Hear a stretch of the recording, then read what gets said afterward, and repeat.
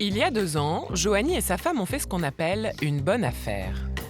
Une connaissance qui nous avait invité à prendre l'apéritif et il nous a proposé du champagne, nous disant que c'était un champagne qui était un prix intéressant parce que champagne déclassé.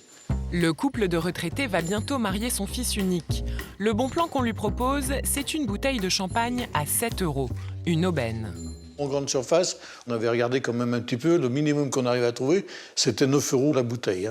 Sans hésiter, il commande 50 bouteilles et au mariage, le champagne coule à flot. Il était tout à fait consommable. Personne n'a trouvé quoi que ce soit à redire au sujet du bon. produit. Il ne fatiguait pas. Au goût très bon, très agréable. Sauf que ce soi-disant champagne était en fait du crément, un simple vin pétillant. Le champagne le vrai, c'est un incontournable des fêtes. 187 millions de bouteilles vendues rien qu'en France l'an dernier.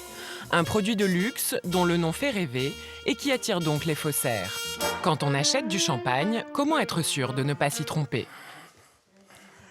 Johanny a gardé dans sa cave une bouteille devenue pièce à conviction. Je vais vous montrer, parce qu'il m'en reste une bouteille. Une bouteille toute simple, sans aucune mention champagne. Il n'y a rien, il y a uniquement brut. C'est tout. L'affaire a fait les gros titres l'an dernier. 300 000 bouteilles de crément achetées 2,40 € et revendues comme du champagne, 7 € pièce. Une arnaque qui a fonctionné grâce aux bouche à oreille. Le club, on a été une dizaine à en acheter. Quel club ? Le club de bridge de Mornan. Jusqu'à ce que les gendarmes mettent la main sur la marchandise. Comble de l'histoire, cette étiquette, Johanny l'a lui-même collée, après avoir photocopié celle d'une vraie bouteille de champagne.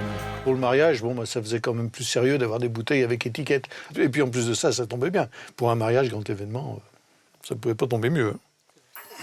Comment des centaines de personnes ont-elles pu boire un crément déguisé en champagne sans s'en apercevoir ? Pour comprendre, nous avons rencontré le spécialiste mondial des bulles. Un travail très sérieux. Des vins effervescents, des champagnes, bière, eau gazeuse, tout ce qui fait des bulles est susceptible de m'intéresser. Gérard Liger-Belair est physicien. Grâce à cette machine qu'il a lui-même conçue, il filme et analyse les bulles de toutes les boissons gazeuses, surtout celles du champagne. Un champagne, il y a tous les sens qui sont en éveil. Il y a la vue, il y a même l'ouïe, parce que si vous mettez la flûte à côté de votre oreille, vous allez entendre le bruit des bulles qui éclatent. Il y a toute la sphère des sens qui est en éveil, et la vue en fait partie. Voilà. Donc la vue, c'est les bulles, donc forcément, il faut accorder de l'importance et de l'attention aux bulles. Sur cet écran, les bulles vont livrer aux scientifiques des informations sur leur identité. Nous avons voulu savoir si les bulles d'un vin mousseux bas de gamme sont différentes de celles du champagne. Très sincèrement, à l'œil nu, au niveau de l'effervescence, je ne vois pas de différence. Grosseur, vitesse et écartement des bulles sont ensuite analysés par un logiciel. Sur ce graphique, les résultats d'une précédente analyse. Champagne, vin mousseux, bière et eau gazeuse ont été comparés. Alors on distingue très bien les bières des eaux gazeuses, mais entre eux, les différents vins effervescents ne se distinguent pas vraiment. C'est-à-dire on n'arrive pas à distinguer les bulles des uns et des autres.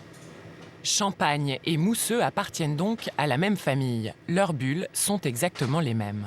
Si on s'intéresse exclusivement aux arômes et non plus aux bulles, on va pouvoir très probablement beaucoup plus facilement distinguer les champagnes des vins effervescents. Puisqu'il n'y a qu'au goût qu'on peut faire la différence, nous avons décidé d'organiser un test à l'aveugle. Et pas n'importe où, à Reims, la capitale du champagne. Entre un vrai champagne et un vin mousseux à 2 €, les Français sont-ils capables de reconnaître le vrai du faux ? Je partirais peut-être sur celui-ci, c'est pas du champagne. Pas sûr, il a quand même le goût de champagne. On peut pas dire autrement. Ouais, ils ont tous les deux le goût du champagne. Celui-là, il a vraiment le goût de champagne. Que Celui-là, il a un autre goût différent, effectivement. Moi, je dirais que c'est celui-là. Pour moi, les deux étaient du champagne, donc clairement, on voit pas la différence du tout.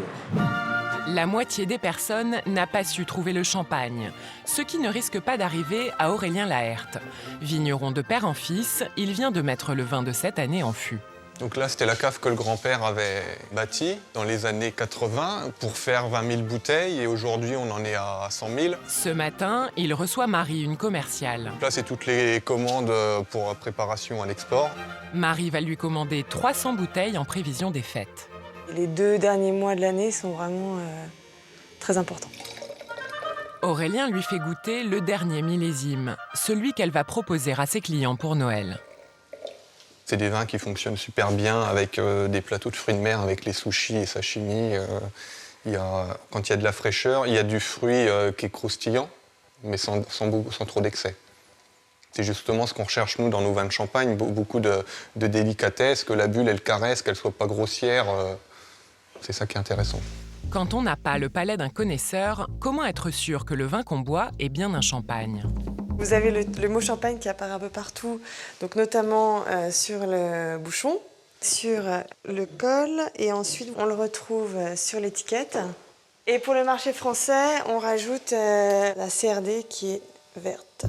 La capsule est une bonne source d'information. Elle indique notamment la provenance, car il n'y a qu'en Champagne qu'on produit du champagne. Souvenez-vous, sur la fausse bouteille de Johanny, il n'y avait même pas de capsule. Autre moyen d'authentifier un champagne, son prix. À moins de 10 €, Marie n'y croit pas. Si on prend le prix du kilo de raisin, qui est à 5,50 à peu près, et sachant qu'il faut 1,2 kg de raisin par bouteille, ensuite vous rajoutez évidemment le verre, l'habillage. En moyenne, on est dans les 8 €. Sans les taxes, sans le vigneron qui travaille, ses vendangeurs, ça, donc c'est pas possible d'avoir un champagne à 7 €. Alors ouvrez l'œil et méfiez-vous des trop bonnes affaires.